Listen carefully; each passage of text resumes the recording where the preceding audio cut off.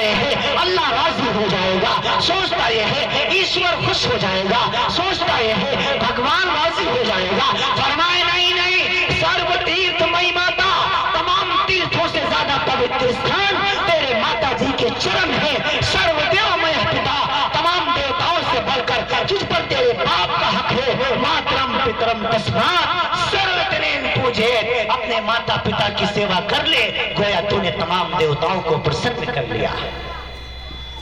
ماں باپ کی خدمت کرو، یہ مدرسہ بتاتا ہے، یہ مدرسے کی تعلیم ہے۔ ماں کیا ہوتی ہے؟ آج مجھ سے پوچھو میں بتاؤں گا، کیونکہ میرے پاس ماں نہیں ہے۔ باپ کیا ہوتا ہے؟ مجھ سے پوچھو میں بتاؤں گا، کیونکہ میرے پاس باپ بھی نہیں ہے۔ جب گھر سے باہر اکثر میں اپنی کہانی سنایا کرتا ہوں نوجوانوں کو، دیکھو یہ ماں کتنی عظیم دولت ہوتی ہے، یہ باپ کتنی عظیم دولت ہوتی ہے۔ یہ جب دوبارہ چلے جاتے ہیں واپس نہیں ملا کرتے۔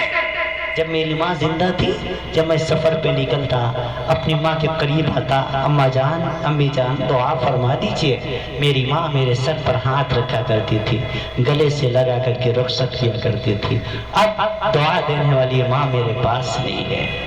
نوجوانوں، جب تک میرے پاس ماں موجود رہی، مجھے کسی سے دعا کرانے کی ضرورت نہ پڑی۔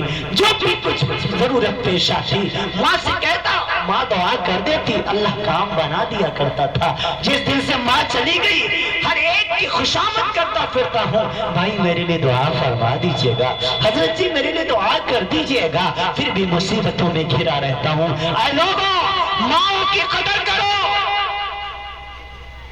آخری عید میری ماں نے میرے پاس گزاری، میں مدرسے میں تھا، ماں کو لے آیا تھا، خوش طبیعت خراب ہوئی، لکھنؤ سے دکھانا تھا، ہمارے یہاں سے دور پڑتا ہے، مدرسے سے قریب۔ میں نے کہا اماں جان رک جائیے، وہ راضی ہو گئی، ہاں ہاں ٹھیک ہے۔ 1.5 ماہ تک ماں میرے پاس رکی، تو رمضان سے قبل مجھے مرشد آباد کے سفر پہ نکلنا تھا۔ جب میں چلنے لگا، صبح لکھنؤ سے ڈوگرا کی فلائٹ تھی، سارے لوگ جگ گئے، میری بیگم صاحبہ بھی، میاں عفان بھی، بیٹی عفیفہ بھی، ماں بھی جاگ گئی۔ جب میں چلنے لگا، ماں کی دعا لینے کے لیے آخر میں گیا، اماں جان دعا فرما دیجئے، میں سفر پہ نکل رہا ہوں۔ تو اتنے میں میری بیوی میرے قریب آ گئی، آ کر کے کہنے لگی جی سنو، آپ کو عید میں میرے لیے سوٹ تو لینا ہی ہے، ایسا کرنا مرشد آباد سے ایک سوٹ نشانی کے طور پہ لے آنا۔ میاں عفان میرے قریب آئے، ابو جان آپ میرے لیے کھلونا لے آئیے گا۔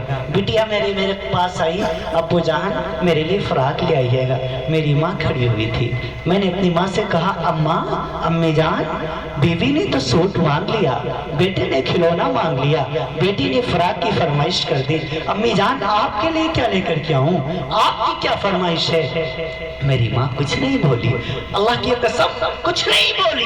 اس کا یسر آسمان کی طرف اٹھا، میں نے دیکھا اس کی آنکھوں میں موٹے موٹے آنسو تھے، اور پھر اس نے یوں ہاتھ اٹھائے، کہا اللہ اس کی بیٹی کو، اس کی بیوی کو سوٹ چاہیے، اس کے بیٹے کو کھلونا چاہیے، اس کی بیٹی کو فراق چاہیے، اللہ مجھے کچھ نہیں چاہیے، مجھے تو میرا بیٹا ہی واپس چاہیے، اللہ مجھے صرف میرا بیٹا چاہیے، اس کے علاوہ مجھے کچھ نہیں چاہیے، اللہ میرے بیٹے کو سلامت رکھنا، میرے بیٹے کو واپس صحیح سلامت لے کر کے آ جانا، یہی میری سب سے بڑی دولت ہے، یہی میری زندگی بھر کا ارمان ہے، یہی میری سب سے قیمتی، یہی میرا سرمایہ ہے، اللہ میرے بیٹے کو واپس لے آنا۔ میں ماں سے لپٹ کے رونے لگ گیا، اور پھر دیر تک روتا رہا، پھر ماں نے آنسوں کے ساتھ رخصت کیا۔ جب گھر واپس جاتا فون کرتا، امی جان آج گھر آ رہا ہوں، سو جائیے گا، دیر ہو جائے گی، آ جاؤں گا، جگہ دوں گا۔ جب گھر جاتا 3 بج جاتے، 2 بج جاتے، سارے گھر والے سو جاتے تھے،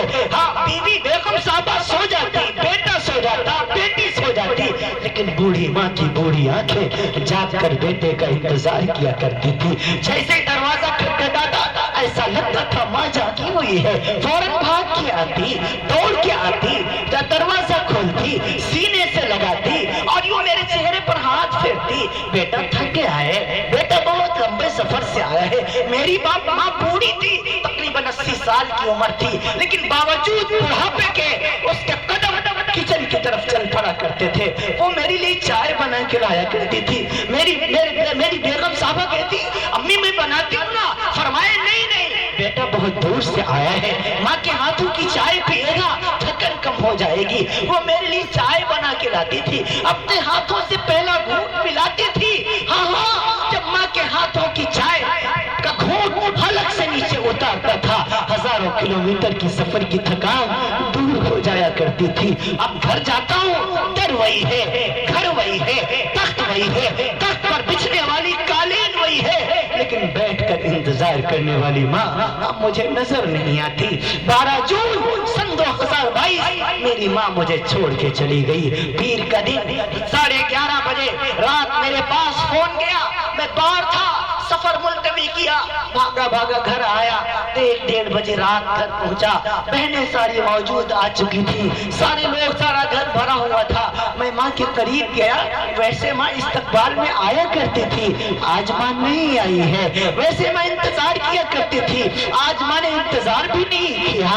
ویسے ماں سلام کا جواب دیتی تھی، آج میں سلام کر رہا ہوں، اماں جان، امی جان، آپ کا بیٹا آ گیا ہے، السلام علیکم۔ لیکن آج ماں سلام کا جواب نہیں دے رہی ہے۔ ایسا لگتا تھا ماں روٹھ گئی ہے، ایسا لگتا تھا ماں کبھی نہیں بولے گی۔ میں رونے لگ گیا، میری بہنیں مجھے بٹھا کے دلاسا دینے لگی۔ میں نے چند جملے کہے، وہ جملے تمہارے سامنے بھی کہنا چاہتا ہوں۔ میں نے اپنے گھر والوں کو خطاب کر کے کہا، اے میری بہنوں، اے میرے گھر والوں، مجھے جھوٹی تسلی نہ دو، مجھے جھوٹا دلاسا نہ دو۔ مجھے خوب پتا ہے مجھے پیدا کرنے والی ماں مجھے چھوڑ کے دنیا سے جا چکی ہے۔ آج کے بعد جب میں اس گھر میں آؤں گا، مجھے چچا کہنے والا بھتیجا تو ملے گا، ماموں کہنے والا بھانجا تو ملے گا، ابو کہنے والا بیٹا تو ملے گا، بھائی کہنے والی بہنیں تو ملیں گی، لیکن بیٹا کہنے والی ماں مجھے کبھی نہیں مل پائے گی۔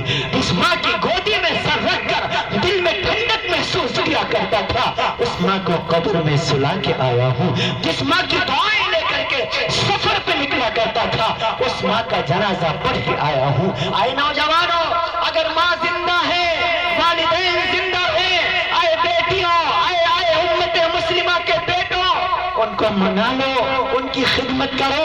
اگر وہ چلے گئے دوبارہ تمہیں نہیں مل پائیں گے۔ میرا بھی دل کرتا ہے کاش آج دیکھو نا، حضرت جی کہنے والے بہت ہیں، مولانا صاحب کہنے والے بہت ہیں، علامہ صاحب کہنے والے بہت ہیں، لیکن بیٹا کہنے والا کوئی نہیں ہے، ماں بھی نہیں، باپ بھی نہیں۔ آپ کے موجود ہیں، ان کی قدر کرو۔ آج میرا دل کرتا ہے کاش میرے پاس میری ماں ہوتی، میں بھی امام شافعی کی طرح اپنی ماں کی خدمت کرتا، اس کے پاؤں دباتا۔ جب رات کا آخری حصہ گزر جاتا تو امام شافعی اپنی ماں کے حجرے میں جاتے اور اپنے بوڑھی ماں کے یوں تلوے پکڑتے اور یوں دبانا شروع کر دیتے۔ امام شافعی کی ماں کہتی، شافعی اتنا بڑا تو عالم ہے، وقت کا علامہ ہے، اپنے زمانے کا فہامہ ہے، وقت کا امام ہے، بیٹا اپنے ان مبارک ہاتھوں سے مجھ بڑھیا کے پاؤں کیوں چھوتا ہے؟ امام شافعی کہنے لگتے، اماں جان، وقت کے نبی کی ایک حدیث مجھ تک پہنچی ہے، فَإِنَّ الْجَنَّةَ عِنْدَ رِجْلِهَا، ماں کے قدموں تلے جنت ہے۔ اماں اس نعمت سے مجھے محروم نہ کرو۔ امام شافعی پاؤں دبا رہے، تلوے دبا رہے، ماں نیند میں آ گئی، ماں سونے لگی۔ امام شافعی جذباتی ہو گئے، نیچے جھکے اور جھک کر کے اپنی ماں کے تلوے کو اپنے ہونٹوں سے چوم لیا۔ امام شافعی کی ماں جاگ گئی، کہا بیٹا شافعی کیا کرتا ہے؟ ہاں ہاں، اتنا بڑا ولی ہو کر، اتنا بڑا عالم ہو کر مجھ گنہگار کے تلوے چومتا ہے، کیوں مجھے گنہگار بناتا ہے؟ امام شافعی کہنے لگے، اماں جان مجھے معاف فرما دیجیے گا، میں جذباتی ہو گیا، جب میں نے آپ کے تلوے کو چوما مجھے ایسا محسوس ہوا میں نے جنت کی چوکھٹ کو چوم لیا ہو۔ اے لوگوں، ماں کی عظمت کو پہچانو، باپ کی عظمت کو پہچانو۔ باپ وہ درخت، وہ سایہ دار درخت ہے، جب تک زندہ رہتا ہے اپنی اولاد پر آنچ نہیں آنے دیتا۔ جس دن سے گھر میں بچہ پیدا ہوتا ہے، ماں باپ اپنے لیے جینا چھوڑ دیتے ہیں، اولاد کے لیے جینا شروع کر دیتے ہیں۔ ہاں ہاں، عید کا موقع آتا ہے، ابا کے پاس پیسے کم ہوتے، اب تو ماشاءاللہ فراخی ہے۔ آج سے 20 سال پہلے بڑا تنگی کا زمانہ تھا۔ ابا جی عید کے موقع پر کہا کرتے تھے، خود میرے والد نے کئی مرتبہ ایسا کہا کہ ہم اپنے کپڑے نہیں بنوائیں گے، ہم پرانے پہن لیں گے۔ بیٹے کے لیے کپڑے نئے لے آؤ، بٹیا کے لیے چپلیں لے آؤ۔ ماں کہتی تھی ہم اپنی چپلیں نہیں لیں گے، بٹیا کا سوٹ لے آؤ تاکہ بچوں کو عید ہو جائے۔ یہ ہماری ماں ہے، یہ ہمارے باپ ہیں۔ قرآن کریم نے تمہیں للکارا ہے، آئے لوگوں، وَقَضَى رَبُّكَ أَلَّا تَعْبُدُوا إِلَّا إِيَّاهُ وَقَضَى رَبُّكَ، فیصلہ آ گیا تمہارے رب ذوالجلال کا۔ وَقَضَى رَبُّكَ، فیصلہ سنا دیا تیرے رب نے، جز بن گیا تیرا رب کس بات پر؟ اللہ تعبدوا إِلَّا إِيَّاهُ، تجھے عبادت تو اللہ کی کرنی ہے۔ وَبِالْوَالِدَيْنِ إِحْسَانًا، اپنے والدین کے ساتھ حسن سلوک کرنا ہے۔ وَإِمَّا يَبْلُغَنَّكَ عِندَكَ الْكِبَرَ أَحَدُهُمَا أَوْ كِلَاهُمَا وَلَا تَقُل لَّهُمَا أُفٍّ وَلَا تَنْهَرْهُمَا، اے لوگوں جب یہ دونوں میں سے ایک جب بڑھاپے کی حالات کو پہنچ جائیں تو قرآن کہتا ہے وَقُل لَّهُمَا قَوْلًا كَرِيمًا، ان کے سامنے نرمی سے بات کرنا۔ أُفٍّ وَلَا تَنْهَرْهُمَا، اے نوجوان بیٹے سن، تجھے اپنی ماں کے سامنے اونچی آواز سے بولنے کی اجازت نہیں، تجھے اپنے باپ کے سامنے اونچی آواز سے بولنے کی اجازت نہیں۔ آئے لوگوں، والدین کی خدمت کرو۔ قرآن کہتا ہے وَهْنًا عَلَىٰ وَهْنٍ، بوجھ پر بوجھ اٹھاتی تھی تیری ماں۔ میرے نبی سے پوچھا گیا یا رسول اللہ قیامت کب آئے گی؟ فرمایا اللہ ہی جانتا ہے کب آئے گی۔ کہا کچھ نشانیاں ہی بتا دو۔ ہاں ابو ہریرہ نشانیاں نوٹ کرو، اذا اتخذ الفیء دولا والامانة مغنما والزکاة مغرما وتعلم لغیر الدین وآتاء الرجل امرأته وعق امه وادنى صديقه واخشى اباه وزهرت الاصوات في المساجد وساد القبيلة فاسقهم وكان زعيم القوم ارجلهم واكرم الرجل مخافة شره وزهرت القينات والمعادف وشربت الخمور ولعن آخر هذه الأمة أولها۔ یہ 15 نشانیاں آپ صلی اللہ علیہ وسلم نے بتائی۔ یہ 15 نشانیاں جب تک پوری نہ ہو جائیں اس وقت تک پورے طور پر قیامت نہیں آئے گی۔ سب سے کیا پہلے کیا فرمایا؟ اذا اتخذ الفیء دولا، وقت کا سخی، وقت کا مالدار کنجوس ہو جائے گا۔ وہ پیسہ خرچ نہیں کرے گا، وہ پیسہ نیک کاموں میں خرچ نہیں کرے گا، غلط کاموں میں خوب خرچ کرے گا، رنڈی بازی پر خرچ کرے گا، لیکن جلسوں میں نہیں دے گا، جلسوں میں نہیں دے گا، مدرسوں میں نہیں دے گا، بچوں کی پڑھائی پر خرچ نہیں کرے گا۔ والامانۃ مغنما، لوگ امانت میں خیانت کرنے لگیں گے۔ والزکاۃ مغرما، مالدار لوگ زکات کو ٹیکس سمجھنے لگیں گے۔ وتعلم لغیر الدین، لوگ دین کا علم دنیا کمانے کے لیے حاصل کریں گے۔ وآتاء الرجل امرأته، شوہر اپنی بیوی کی غلامی کرے گا، اس کے تلوے چاٹے گا۔ وآق امہ، اپنی ماں کو گھروں سے نکالے گا۔ وادنى صدیقہ، بیٹا اپنے دوستوں کے ساتھ پارٹیاں کرے گا۔ واخشى اباہ، اپنے باپ کو گھر سے باہر نکالے گا۔ اور کیا ہوگا؟ وزارت الاصوات فی المساجد، مسجدوں میں شور شرابہ ہونے لگے گا۔ فساد القبیلۃ فاسقهم، لوگ فاسقوں کو اپنا سردار بنائیں گے، عالموں کی بات نہ سنیں گے، حافظوں کی بات نہ سنیں گے، قاریوں کی بات نہ سنیں گے، علماء کی برائی کریں گے۔ عالم کی برائی کرے گا، قاری کی برائی کرے گا، مفتی کی برائی کرے گا، محدث کی برائی کرے گا۔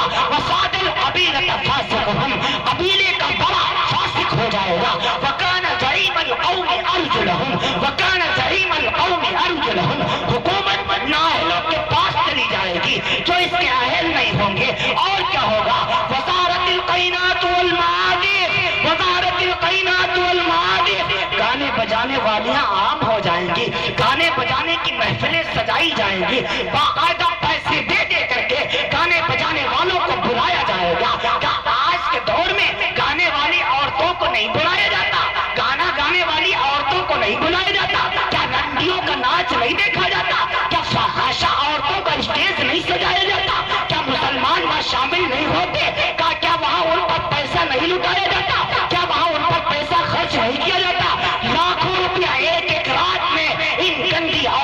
دیا جاتا ہے. ہاں ہاں کیا فرمایا؟ وزارت القینات والمعادف، ایک دور آئے گا دین سننے والے، تقریر سننے والے، شریعت سمجھنے والا کوئی نہ ہوگا. قرآن سننے کے لیے لوگ نہیں آئیں گے، دین سننے کے لیے لوگ نہیں آئیں گے، دین پر خرچ نہیں کریں گے. وزارت القینات والمعادف، گانے بجانے پر خرچ کریں گے. ہاں میں ایک اضافہ کیا کرتا ہوں اس حدیث کو بیان کرتے ہوئے، تو یوں کیا کرتا ہوں کہ جو قوم گانے بجانے والوں کو، مشاعرہ پڑھنے والوں کو، قوالی کرنے والے قوالوں کو اور ناچنے والی رنڈیوں کو ایک ایک رات میں 1-1 لاکھ روپیہ دے دے اور مسجد کے امام کو 5,000 بھی نہ دے، مدرسے کے مدرس کو 5,000 بھی نہ دے، اس قوم میں امام نہیں، اس قوم میں حافظ نہیں، اس قوم میں عالم نہیں، بلکہ اس قوم میں ناچنے والے اور قوالی پیدا ہوں. یہ ہو رہا ہے. امام صاحب کے 10,000 تنخواہ، توبہ توبہ، اتنا خرچہ.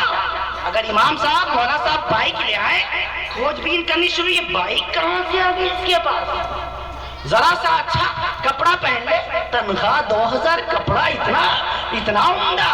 لگ رہا ہے کہیں گڑبڑ کر رہے ہیں، گھوٹالا کر رہے ہیں، کہیں کرارا ہاتھ مارا ہے، کہیں موٹی مرغی پھنس گئی ہے. ایسے ایسے الفاظات سے نوازا جاتا ہے. ہمارے ایک دوست ہیں ڈاکٹر آفتاب صاحب، میڈیکل کالج لکھنؤ میں. ایک دن ہم دونوں لوگ بیٹھے ہوئے تھے، امین آباد میں خطاب تھا، تو ڈاکٹر صاحب ملنے آئے تو میرے پاس بیٹھے ہوئے. کہنے کہ یار مولانا شیروانی بڑی شاندار ہے آپ کی، اچھی. کہنے کہ اچھا یہ بتاؤ آپ کی تنخواہ کتنی ہے؟ شرم لگتی ہے اپنی تنخواہ نہیں بتاتے ہوئے، شرم کی وجہ سے ہم لوگ تنخواہ نہیں بتاتے اپنی. ہمارے گھر والوں کو نہیں پتا، گھر والوں تو چھوڑ، گھر والی کو نہیں پتا کتنی تنخواہ ہے. منہ ہی نہیں ہے بتانے والا، قابل ہی نہیں پتا، اتنی دیتے ہی ہیں آپ لوگ. انہوں نے کیا فرمایا؟ صاحب تنخواہ کتنی؟ میں نے کہا ڈاکٹر صاحب کتنی ہو سکتی ہے اندازہ لگائیے. کہا 10,000 سے زیادہ تو نہیں ہوگی. ہم نے کہا صحیح پکڑے ہیں. میں نے کہا ڈاکٹر صاحب آپ کی؟ میں نے کہا حضرت جی مت پوچھو. میں نے کہا نہیں پوچھتا ہوں تو بتا ہی دیجیے. کہا 1.5 لاکھ گورنمنٹ سے ملتا ہے، پھر الگ سے ہم نے کلینک کھول رکھا ہے، تقریباً 60-70 ہزار مہینے کا وہاں کما لیتا ہوں، 2.25 لاکھ روپے قریب بنتا ہے مہینے کا. میں نے کہا پھر تو ٹھاٹ سے گزر رہی ہوگی. کہا ٹھاٹ سے مہینہ پورا نہیں ہوتا 10-20 ہزار کا قرضہ چڑھ جاتا ہے. آپ کے پیسے میں برکت بہت ہوتی ہے. کیا انہوں نے کہا؟ میں نے کہا اول تو دیتے کم ہو، پھر برکت بھی نہ ہو، یہ کیسا انصاف ہے؟ تو ہم نے کہا ڈاکٹر صاحب ایک مشورہ ہے، مانیں گے؟ کہا ہاں کیوں نہیں. میں نے کہا ایسا کیا کرو جیسے مہینہ پورا ہو آپ میرے پاس آ جایا کرو، اپنا 2.5 لاکھ بے برکت والا مجھے دے دیا کرو اور میرا 10,000 برکت والا لے جایا کرو. ڈاکٹر صاحب کہنے لگے یار مولانا 2.5 لاکھ میں پورا نہیں ہوتا، 10,000 میں پورا کہاں سے ہوگا؟ ہم نے کہا نہیں برکت والا لے جاؤ جس کو آپ بڑا خوش ہو رہے ہو. میں نے کہا آپ کو نہیں پتا، ہاں کیا علماء کے خرچے نہیں ہیں؟ آپ کے 4 بچے ہیں، علماء کے دیکھو 1 درجن، آدھا درجن سے تو کم دعائی نہیں.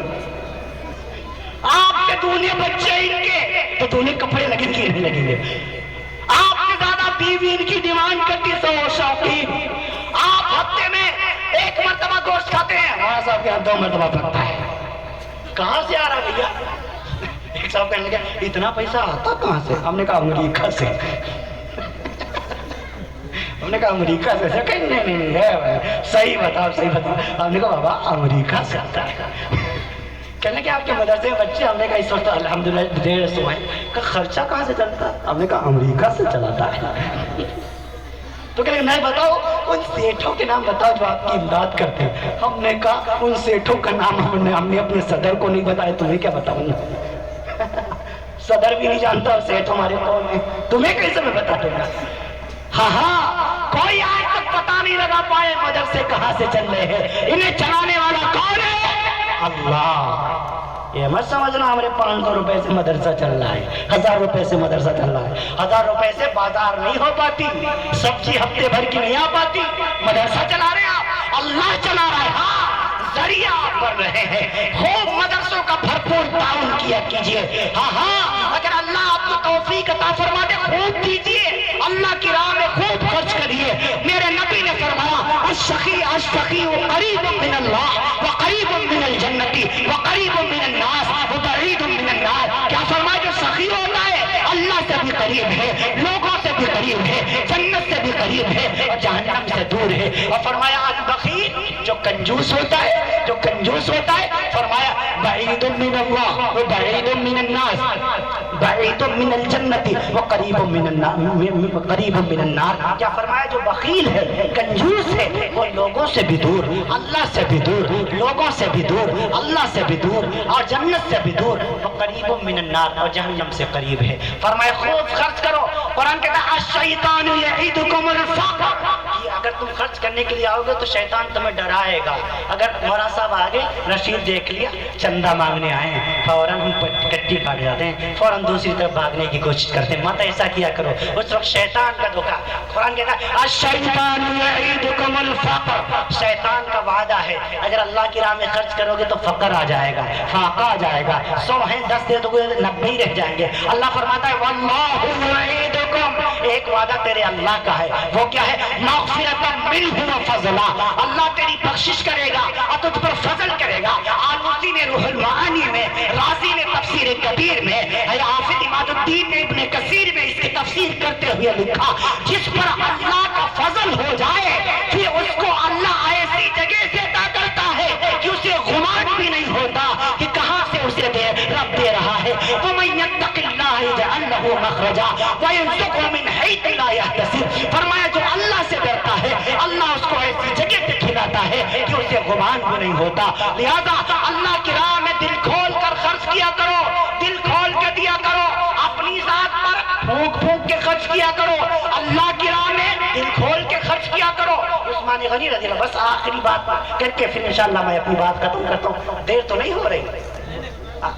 ہاں تھک گئے آپ حضرات؟ اچھا بول میں رہا ہوں تھکیں گے، یہ بڑے انصاف کرنے والے آپ لوگ ہیں ماشاءاللہ، اللہ آپ سب کو سلامت رکھے۔ عثمان غنی رضی اللہ عنہ کا دور ہے، حضرت عثمان غنی رضی اللہ عنہ کا دور ہے۔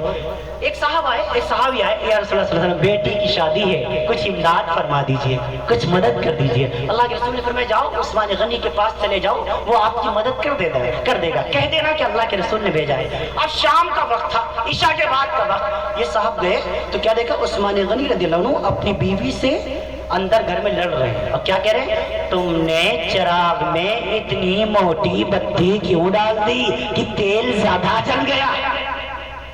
سمجھ رہے ہیں کس بات پر لڑائی ہو گئی؟ کہ تم نے چراغ میں اتنی موٹی بتی کیوں ڈال دی کہ تیل زیادہ جل گیا۔ اب یہ صاحب سوچ رہے ہیں کہ اللہ کے رسول نے ہمیں کس کنجوس کے گھر بھیج دیا ہے جو اپنی بیوی کو اس وجہ سے ڈانٹ رہا ہے کہ وہ بتی موٹی ہو گئی، تیل زیادہ کر گیا، یہی کیا دے گا ہمیں؟ تو وہ صاحب چلنے لگے، پھر کہا نہیں اللہ کے رسول کا حکم ہے لہذا میں چلتا ہوں۔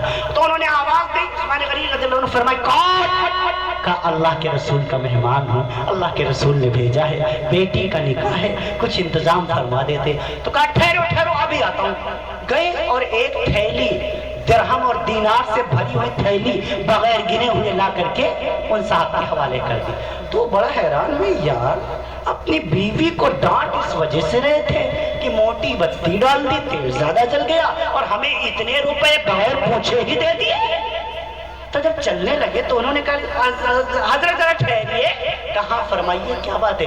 کہنے لگے حضرت ابھی ہم نے سنا آپ اپنی بیوی کو اس وجہ سے ڈانٹ رہے تھے کہ چراغ میں بتی موٹی ڈال دی، اس وجہ سے آپ ڈانٹ رہے تھے، اور ہمیں اتنے پیسے آپ نے بغیر کچھ پوچھے ہی دے دیے۔ عثمان غنی نے کیا خوبصورت جواب دیا رضی اللہ تعالیٰ عنہ، فرمانے لگے وہ جو تیل جل رہا تھا وہ اپنی ذات کے لیے تھا، پھونک پھونک کے خرچ کرنا ہے، یہ جو تمہیں دیا ہے یہ اللہ کے لیے دیا ہے، دل کھول کے دیتا ہوں۔ سبحان اللہ۔ تو اللہ کے لیے خرچ کرو تو دل کھول کے خرچ کرو، اپنی ذات پر پھونک پھونک کے خرچ کرو۔ ہاں خوب اللہ کی راہ میں خرچ کیا کرو، خوب صدقہ خیرات کیا کرو۔ ہاں اللہ کے لیے مدارس کو مضبوط کرو، مکاتب کو مضبوط کرو۔ آپ کے علاقے میں جتنے مدرسے ہیں جہاں اچھا کام ہو رہا ہے علماء کو مضبوط کرو، مدرسوں کو مضبوط کرو، مجبور نہ کرو، مضبوط کرو۔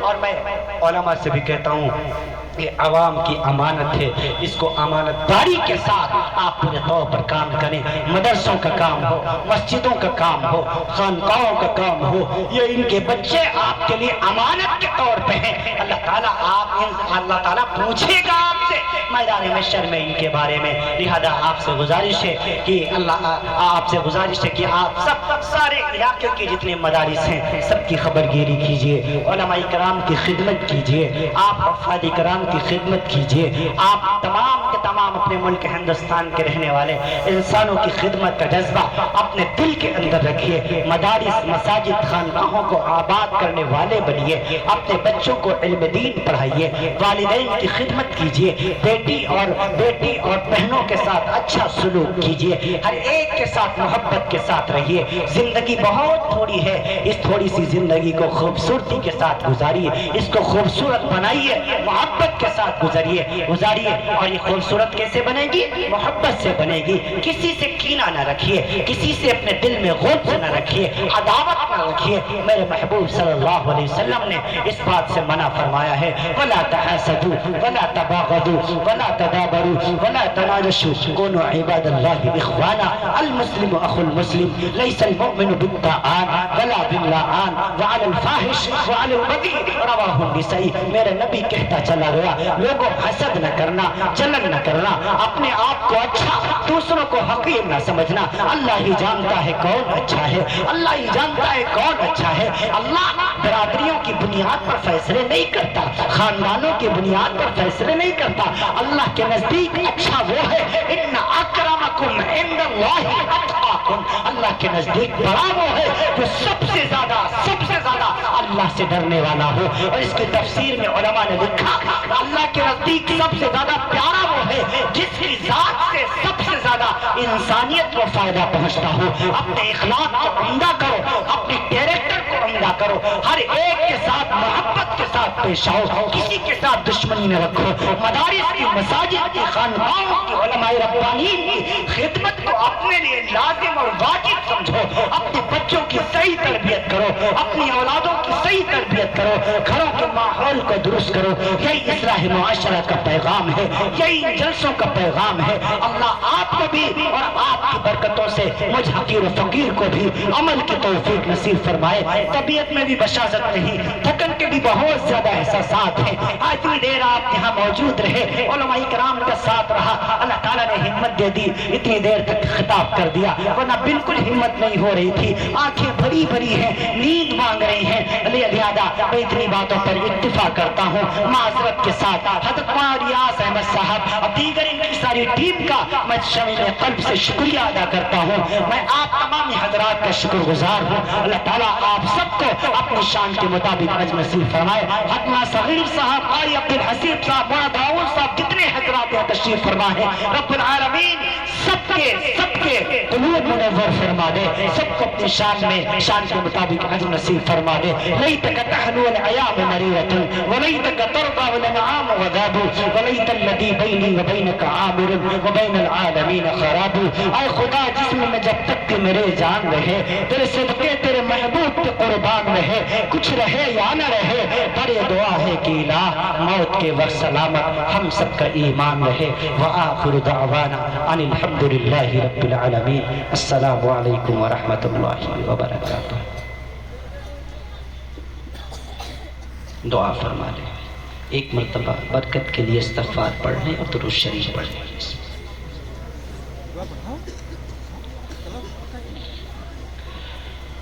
بسم اللہ الرحمن الرحیم، الحمد للہ رب العالمین، الرحمن الرحیم، مالک یوم الدین، والصلاة والسلام علی اشرف الانبیاء والمرسلین وعلی آلہ واصحابہ اجمعین وعلی من تبعهم بإحسان الی یوم الدین۔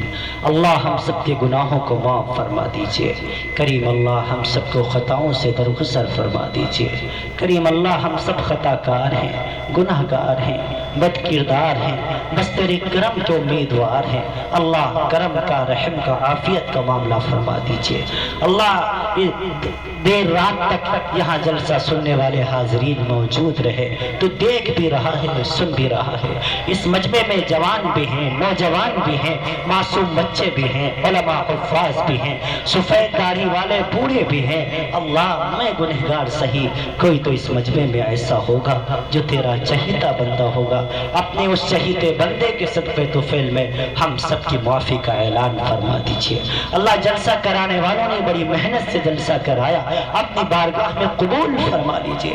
ساری اہل کمیٹی کو اجر عظیم نصیب فرما دیجئے، دنیا آخرت میں اس کا بہترین بدلہ نصیب فرما دیجئے۔ اللہ ہم سب کو بھی نیک بنا لیجئے، ہم سب کی اولادوں کو بھی نیک بنا لیجئے۔ اللہ تمام مدارس کی ضروریات کو خزانے غیب سے پورا فرما دیجئے، خصوصاً اس بستی کا جو مدرسہ ہے، اللہ اس کی تمام ضروریات کو خزانے غیب سے پورا فرما دیجئے۔ پڑھنے والوں کے اندر، پڑھنے والوں کی قوت حافظہ مضبوط فرما دیجئے، پڑھانے والوں کے دلوں کے اندر خلوص پیدا فرما دیجئے۔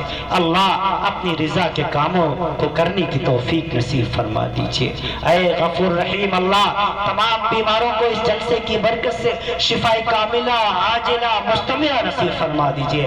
جو بھائی مقروض ہیں، قرضے میں پھنسے ہوئے ہیں، اللہ اس جلسے کی برکت سے ان کا قرضہ ادا ہو جائے، غیب سے انتظام فرما دیجئے۔ ہم سب کی ضروریات خزانے غیب سے پورا فرما دیجئے۔ ہماری بہنیں، بیٹیاں، مائیں، بچیاں یہاں موجود ہیں، سب کی حاضری کو قبول فرما لیجئے۔ سب کو نبی مکرم صلی اللہ علیہ وسلم کے طریقے پر چلنے کی توفیق نصیب فرما دیجئے۔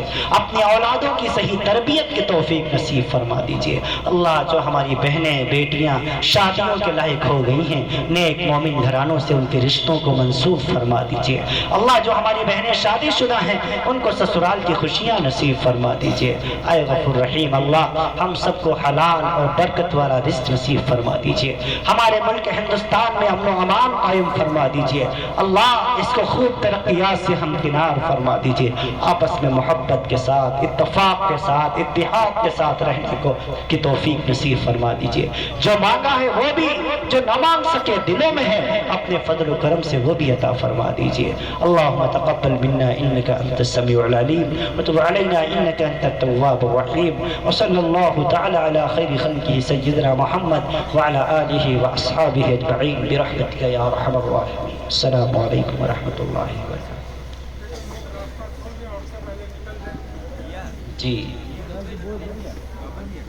چلیے جو نکلتے ہیں نکلنے دیجیے۔